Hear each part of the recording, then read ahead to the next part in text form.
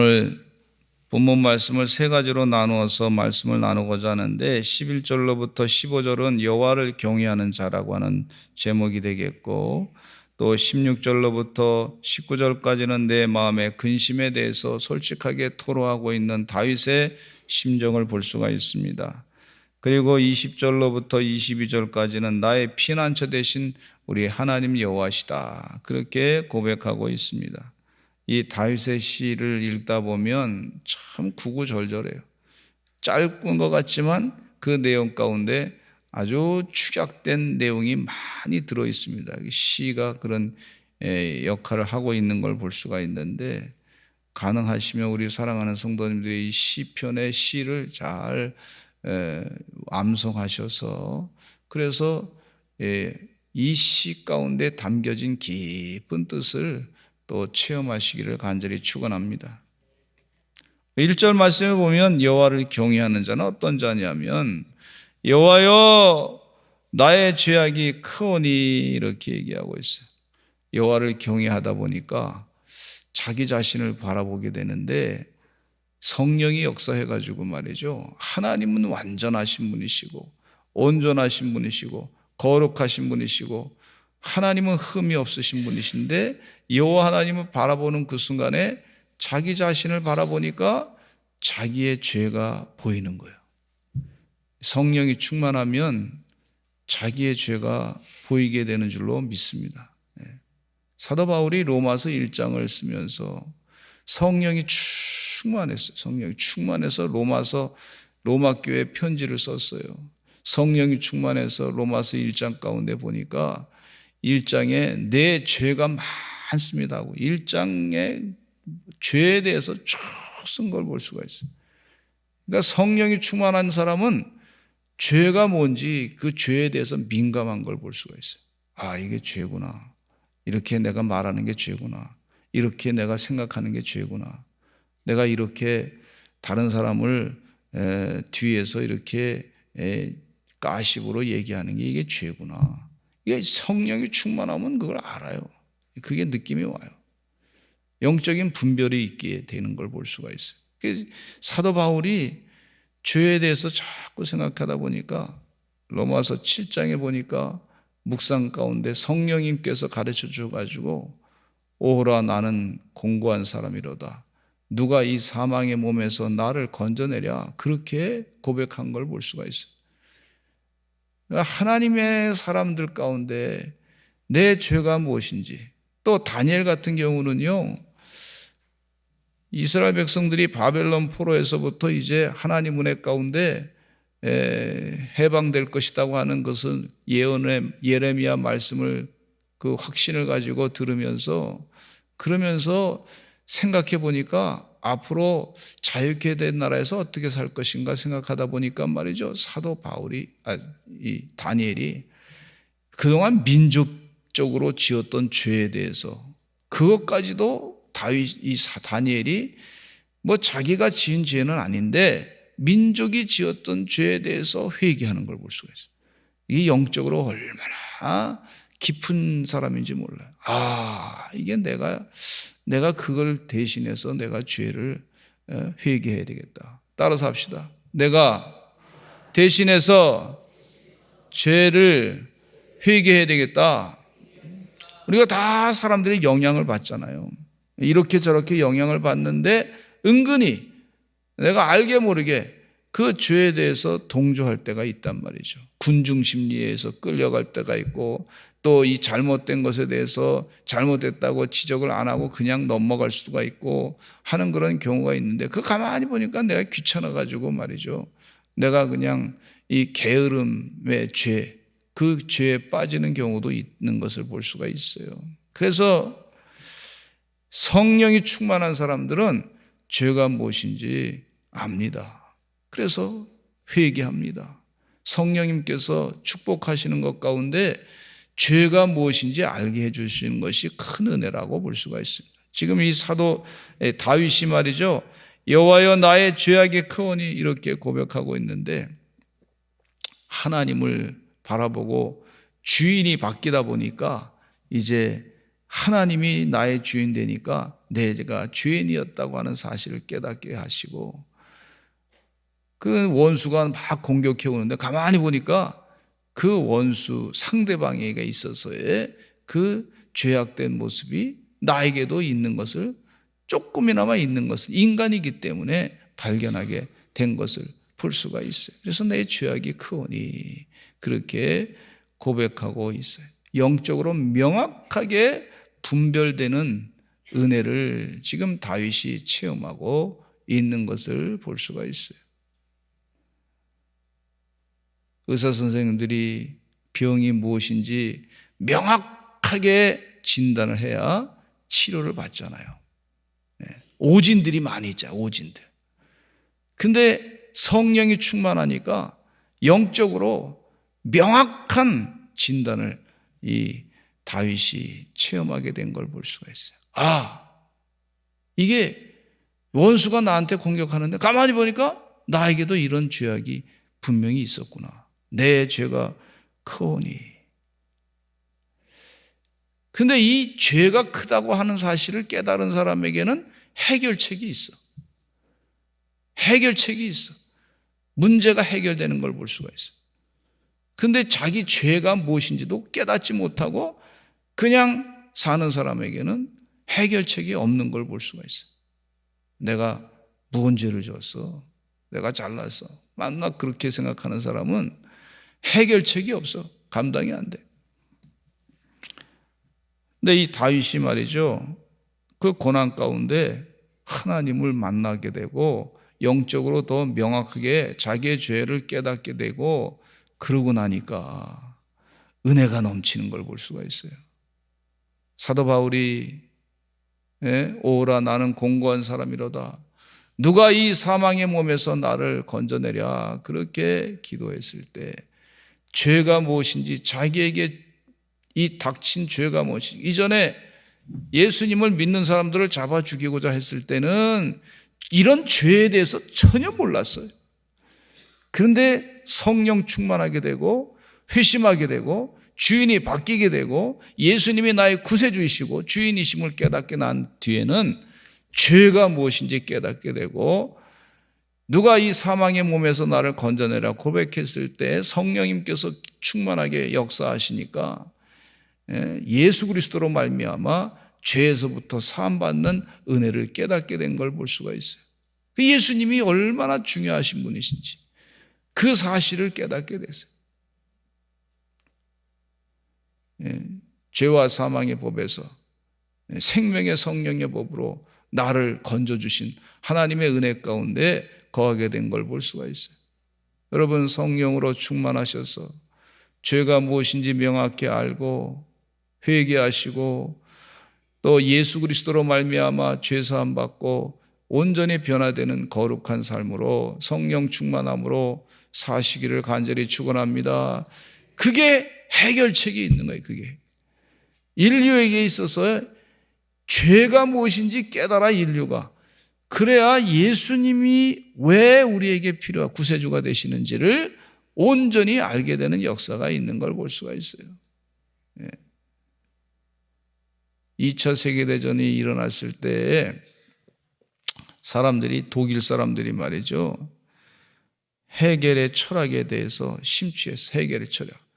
헤겔 철학자 대단한 것 같은데 가만히 자세히 들여다보면 거기서는 죄에 대해서 한마디도 하지 않아. 한마디도 하지 않아. 그게 문제예요. 그게 문제. 인류의 역사가 바른 게 있으면 또 반대가 있고, 반대가 있어가지고 막 싸우다 보면 다시 새로운 합이 생겨가지고, 그래서 연속적으로 계속해서 발전한다. 여기에 속임수가 있는 걸 볼 수가 있어요.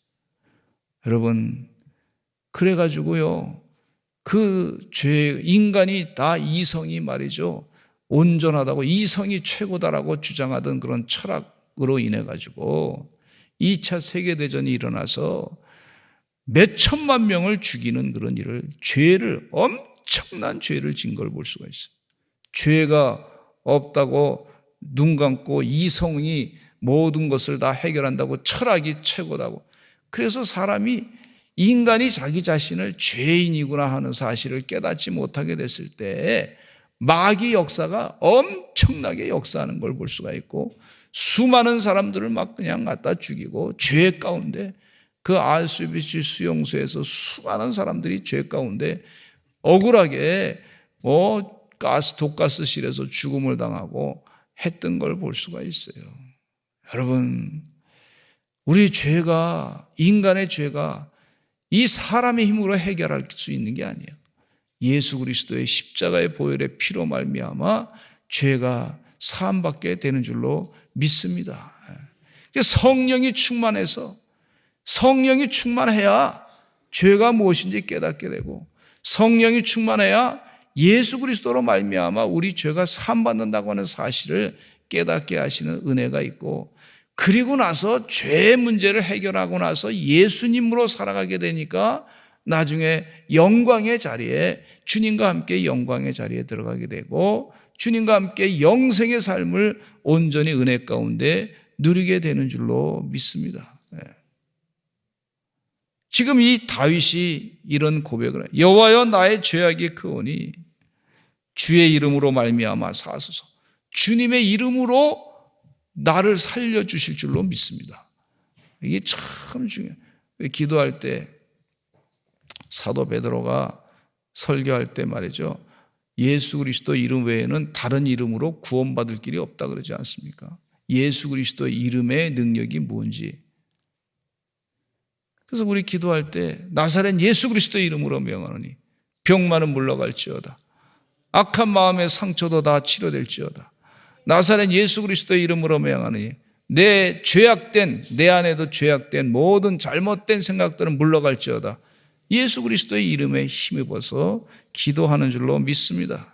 이 다윗이 11절 말씀에 여호와여, 나의 죄악이 크오니 주의 이름으로 말미암아 사하소서.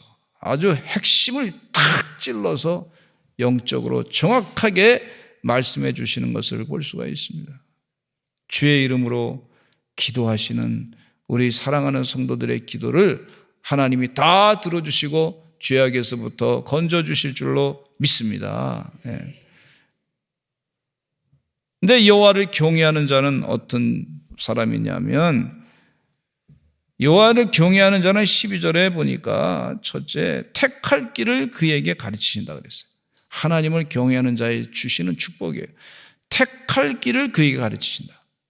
내가 무엇을 선택할지 모를 때가 많이 있잖아요. 그러면 하나님을 바라보면 하나님의 뜻이 무엇인가 알게 되고, 가야 될 길을, 택할 길을 성령의 충만함으로 인도함 받는 걸 볼 수가 있어요. 예를 들자면 내가 지금 집으로 갈까 아니면 술집으로 갈까? 하나님 바라보면 답이 확 나와. 내가 지금 돈을 쓰는데 지금 내가 이걸 물질을 어디다 쓸까? 하나님 바라보면 물질을 바른 데서 택할 길을 하나님이 가르쳐 주신단 말이에요. 이게 축복이에요, 축복. 우리가 죄악의 도구로 쓰임받기를 원합니까? 아니면 우리가 하나님의 거룩한 도구로 쓰임받기를 원합니까? 우리 하나님의 거룩한 도구로 쓰임받기를 원하지요. 그러면 하나님 바라보면 하나님께서 택할 길을 가르쳐 준다. 직장을 선택할 때도 어디를 이렇게 하나님을 바라보면 그 택할 길이 다 답이 나와요. 또 우리가 공부할 때도, 내가 뭘 전공할 때도, 내가 사람을 만날 때도 하나님을 바라보면 택할 길을 하나님이 가르쳐 주시는 줄로 믿습니다.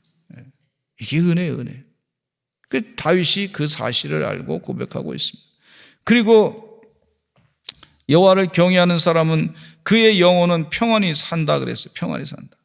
이게 영혼이 평안히. 우리가 살면서 어디를 선택할까, 헷갈릴 때가 얼마나 많은지 몰라요. 이렇게 할까 저렇게 할까 막 그냥 방황할 때가 많이 있는데, 하나님 바라보면 답이 나오니까 평안하게 되는 거예요. 아멘. 또 그의 자손은 땅을 상속하리로다 그랬어요. 주의 은혜 가운데 하나님께서 땅을 상속한다.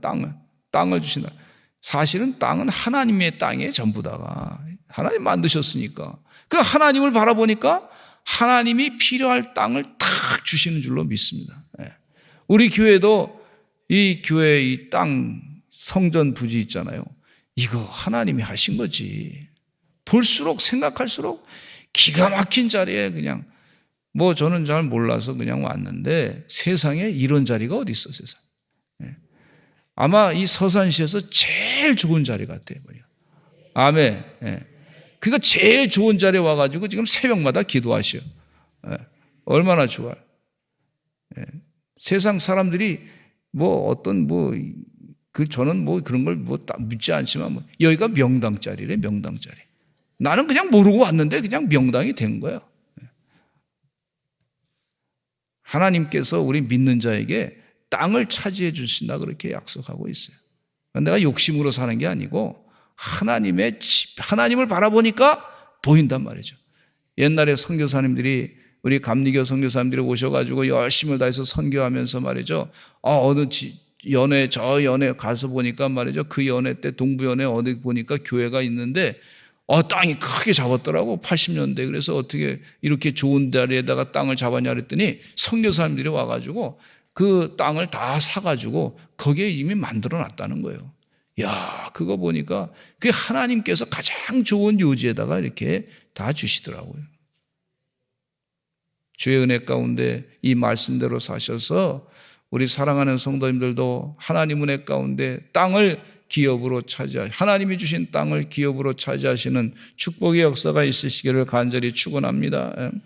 또 말씀 가운데 보니까 하나님을 경외하는 사람에게는 여호와의 친밀하심이 있다. 여호와의 이 친밀하심이라고 하는 것은 뭐냐면 개인적인 관계, 하나님과 깊은 관계, 하나님 아버지를 아빠라고 부를 수 있는 친밀함을 주신다 그래서 친밀함.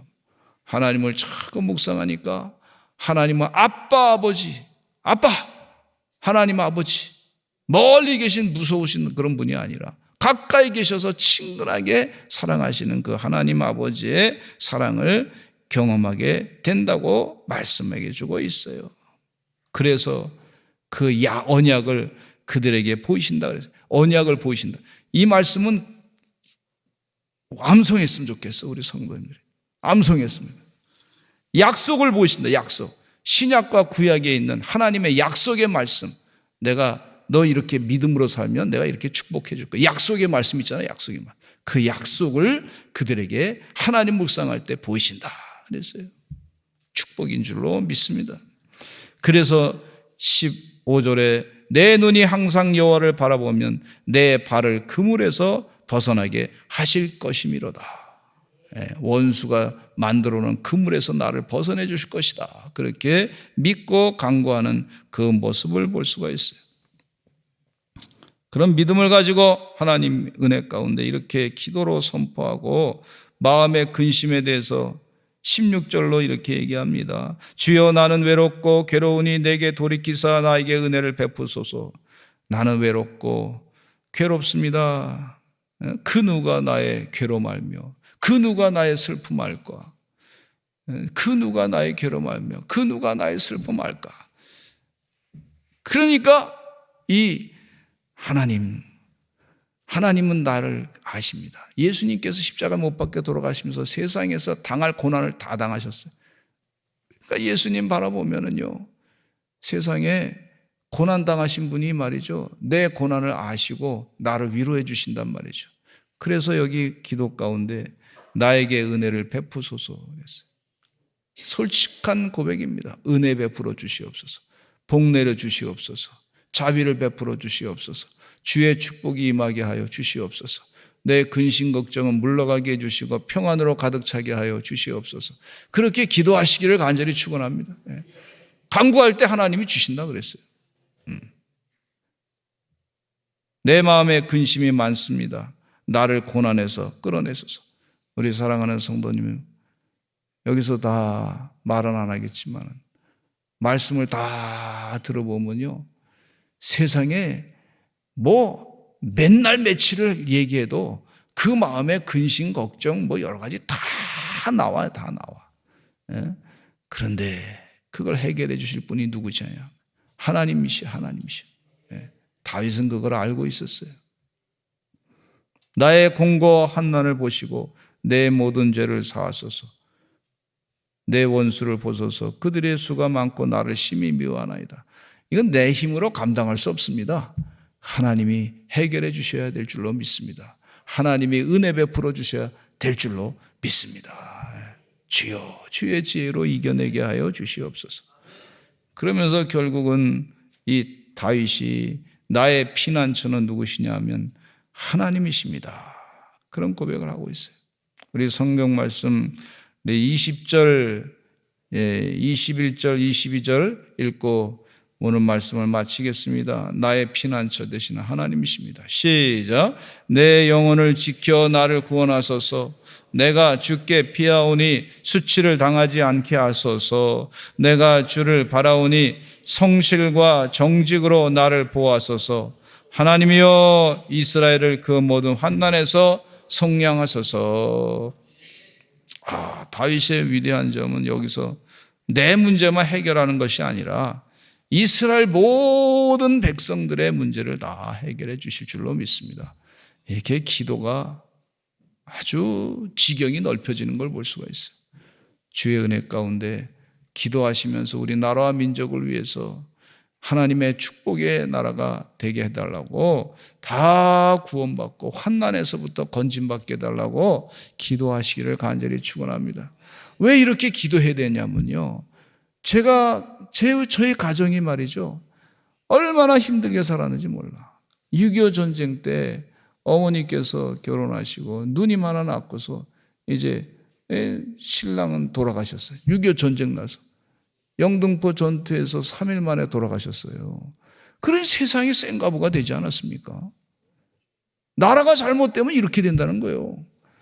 그리고 또 어머니가 재혼해서 저를 낳았는데 아버님이 또 이제 세상에 복막염으로, 지금은 복막염 아무것도 아니야. 근데 당시에 복막염으로 돌아가셨어. 이게 나라가 형편없으니까 말이죠. 의료가 형편없으니까 사람이 일찍 죽는 거예요. 어렸을 때 아버지 얼굴도 모르고 자랐어요. 이게 얼마나 비참한 일인지 몰라요. 역사상 그런, 나라가 잘못되면 이렇게 내가 피해당하고 고난당하는 거예요. 그래서 나라가 잘 되기를 위해서 늘 기도해야 될 줄로 믿습니다. 이 다윗은 영적으로 참 이 말씀 보면서 많은 걸 깨우쳐 주셔. IMF가 터지면요, 나라 전체가 한번 확 되면 수많은 가정들이 어려움을 겪었던 적이 있지 않습니까? 나라가 잘 돼야 돼요, 어쨌든 간에. 하나님 도와주시어서 우리 신앙이 말이죠, 내 이기적인 욕심을 채우기 위한 신앙이 아니고 나라 백성들이 다 잘 되기를 간절히 바라는 그런 소망을 가지고 믿음 생활 하시는 비전이 큰 하나님의 종들의 기도가 되시기를 간절히 축원합니다. 우리 나라를 위해서 기도하시고 또 나라를 위해서 기도하시고 가정을 위해서 기도하시고 소망 가운데 승리하시기를 간절히 축원합니다. 우리 다 같이 주여 많이 하시고 통성으로 기도하겠습니다. 주여